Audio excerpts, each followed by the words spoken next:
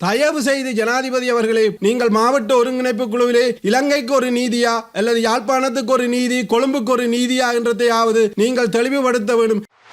எங்களுடைய தொழிலாளர்களுடைய உரிமையும் நாங்கள் பட்ட துன்பங்கள் துயரங்களுக்கு முடிவு கிட்டும் என்ற ஒரு எதிர்பார்ப்பு அனுரகுமார திசாநாயக்க ஆட்சியிலே கிடைக்கும் என்று நாங்கள் எதிர்பார்த்தோம். இன்று கிட்டத்தட்ட 70 நாட்களை கடந்தாலும் கூட எங்களுடைய கடற்தொழிலாளர்களுடைய வாழ்க்கையிலோ வாழ்வாதாரத்திலோ எந்த மாற்றமும் ஏற்படவில்லை. தொடர்ந்தும் சட்டவிரோத கடற்தொழில்கள் வளமை போன்று கடந்த காலங்களை விட இப்ப சுதந்திரமாக நடைபெற்றுக் கொண்டிருக்கின்றது. முறையற்ற தொழில்முறைகள் நடைபெற்றுக் கொண்டிருக்கின்றது. குறிப்பாக 2017 ஆண்டு 11ஆம் இலக்க சட்டத்தின்படி இன்றும் அவர்கள் சூழலையும் கடலையும் அளிக்கின்ற தொழிலை சுதந்திரமாக செய்கின்றார்கள். கடந்த அரசாங்கத்திலே அப்பப்ப நிறுத்தப்பட்டு செய்து வந்த தொழில்கள் இப்போது சுதந்திரமாக செய்கின்றார்கள். இந்த சட்டவிரோத தொழில்களுக்கும் அல்லது சிறு கடற்தொழிலாளர்களை பாதிக்கின்ற இந்த சீன கடலட்டை பண்ணைக்கும் இன்று வரைக்கும் எங்களுக்கு எந்த முடிவுமே இல்லை. வடமாகாணத்திலே நடைபெறுகின்ற யாழ் மாவட்ட ஒருங்கிணைப்பு குழு கூட்டத்திலே ஜனாதிபதி அவர்களே, நீங்கள் உழைக்கும் மக்கள் கட்சியைச் சேர்ந்த ஜனாதிபதி என்ற ரீதியிலும் உங்களை உரிமையோடு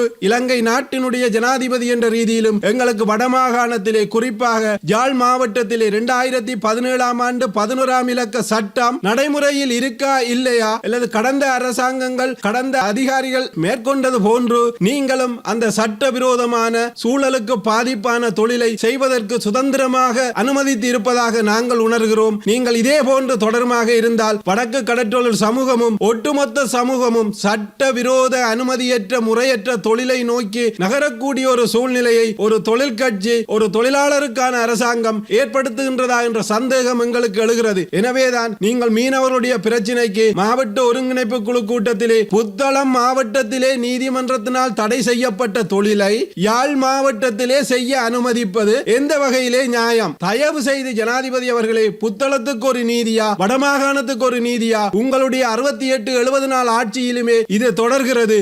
இன்னும் எத்தனை நாளைக்கு இந்த அதாவது தெற்குக்கு ஒரு நீதி வடக்குக்கு ஒரு நீதி என்று தொடர்கிறது? இது மாண்புமிகு கடற்றொழில் அமைச்சருக்கும் தெரியும். தெரிந்தும் அவர் அதனை மௌனம் காத்து கடந்து கொண்டிருக்கின்றார். எனவேதான் நீங்கள் மாவட்ட ஒருங்கிணைப்பு குழுவிலே இலங்கைக்கு ஒரு நீதியா அல்லது யாழ்ப்பாணத்துக்கு ஒரு நீதி, கொழும்புக்கு ஒரு நீதியா என்றதையாவது நீங்கள் தெளிவுபடுத்த வேண்டும். எங்களுடைய பிரச்சனைக்காவது நீங்கள் தீர்வு தராவிட்டாலும் பரவாயில்லை. நீதி ஒன்று, நீதிமன்றம் ஒன்று, நீதி அமைச்சர் ஒன்று. ஆனால் யாழ்ப்பாணத்துக்கு நீதி வேற, நீதி அமைச்சர் வேற என்ற நிலையை நீங்கள் தெளிவுபடுத்தி கூற வேண்டும் என்று நாங்கள் வடமாகாண கடற்தொழிலாளர்கள் சார்பாக, பாரம்பரிய சிறு மீனவர் சார்பாக, எங்களுடைய வளங்களிலும் வாழ்வாதாரத்திலும் சூழலிலும் அக்கறை கொண்ட சமூகமாக தங்களை தயவாக வேண்டிக் கொள்கின்றோம்.